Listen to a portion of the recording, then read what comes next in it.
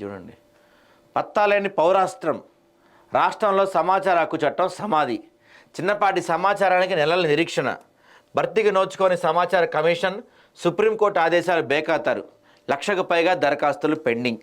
1,00,000కు పైగా దరఖాస్తులు ఆర్టీఐ దగ్గర పెండింగ్ ఉన్నాయంట ఇప్పటికి కూడా.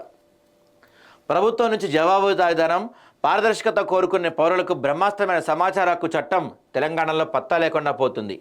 మాజీ ప్రధాని మన్మోహన్ సింగ్ హయాంలో వచ్చిన ఈ చట్టంపై గొప్పలు చెప్పే రాష్ట్ర పాలకులు అమలు మాత్రం బాధ్యతారహితంగా వ్యవహరిస్తున్నారు. సుప్రీంకోర్టు ఆదేశాలు ఉన్నా రాష్ట్రంలో సహచార హక్కు కమిషనర్ 2 ఏళ్లుగా ఏర్పాటు కాలేదంటేనే పరిస్థితి అర్థం చేసుకోవచ్చు.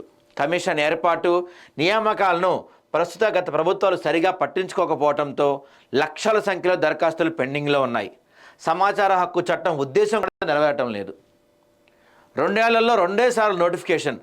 Nehru outer ring road private లీజుకు సంబంధించి ప్రభుత్వం కుదుర్చుకున్న ఒప్పంద వివరాలు అందించండి. ఎంపీ టీపీసీసీ అధ్యక్షుడి హోదాలో ప్రస్తుత సీఎం రేవంత్ రెడ్డి సమాచార హక్కు చట్టం కింద హెచ్ఎండిఏకి దరఖాస్తు చేసుకున్నారు. అందుకు అధికారులు స్పందించకపోవడంతో ఆయన ఏకంగా హైకోర్టును ఆశ్రయించారు. అంతేనా, తాము అధికారంలోకి వస్తే సమాచార హక్కు చట్టాన్ని రాష్ట్రంలో పక్కాగా అమలు చేస్తామని అప్పట్లో ప్రకటించారు. ఆయన అధికారం చేపట్టి సంవత్సరం పూర్తయింది. అయినా కూడా ఇప్పటికీ సమాచార కమిషనర్ పోస్టు భర్తీ చేయాలని సుప్రీంకోర్టు ఏడాది క్రితమే ఆదేశం ఇచ్చింది. కానీ నియామకాల అంశం అతీగతి లేకుండా పోయింది. ఏదన్నా ఒక విషయం గురించి మనం అక్కడ పిటిషన్ పెట్టుకున్నా సంవత్సరాలుగా ఎదురు చూడాల్సిన పరిస్థితి ఏర్పడుతుంది.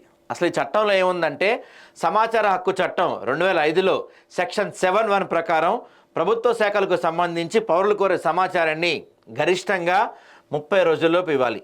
వ్యక్తి జీవితం, స్వేచ్ఛకు సంబంధించిన అంశమైతే అత్యవసర సమాచారంగా భావించి గరిష్టంగా 45 గంటల్లోపు సమాచారం ఇవ్వాలి. అధికారి 30 రోజుల్లో సమాచారం ఇవ్వని పక్షంలో పౌరులు సెక్షన్ 19(1) ప్రకారం పై అధికారికి దరఖాస్తు చేసుకోవచ్చు. అక్కడ కూడా 30 రోజుల్లో సమాచారం రాని పక్షంలో సెక్షన్ 19(3) ప్రకారం సెకండ్ అప్పీలేట్ అథారిటీ అయిన రాష్ట్ర సమాచార కమిషనర్కు ఫిర్యాదు చేసుకోవచ్చు.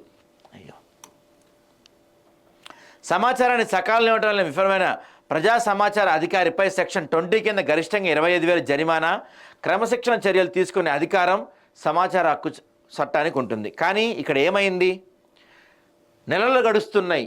ఏదన్నా మనం ఆర్టీఐ నుంచి పిటిషన్ వేసి మనం దాన్ని సమాచారం రావాలంటే నెలలు గడుస్తూనే ఉన్నాయి, కానీ సమాచారం రావట్లేదు. అసలు ఈ యొక్క చట్టం తీసుకొచ్చిన లక్ష్యాలు, ఆ చట్ట లక్ష్యాలనే సమాధి చేస్తున్నారు మన తెలంగాణలో. గతంలో మేము అధికారంలోకి వచ్చిన తర్వాత సంవత్సరంలోనే దీనికి కమిషనర్ ఏర్పాటు చేస్తా అని చెప్పారు ముఖ్యమంత్రి రేవంత్ రెడ్డి గారు. కానీ వాళ్ళు వచ్చి సంవత్సరం అయిపోయింది, కానీ ఇప్పటివరకు ఆయన కూడా దీనిపైన పట్టించుకున్న పాపాన పోలేదు. ఈ విధంగా ప్రజలకు ఎంతో ఉపయోగపడే, ఎంతో అవసరమైన ఆర్టీఐ సమాచార హక్కు చట్టం మెల్లమెల్లగా నీరు గారిపోతుంది తెలంగాణలో.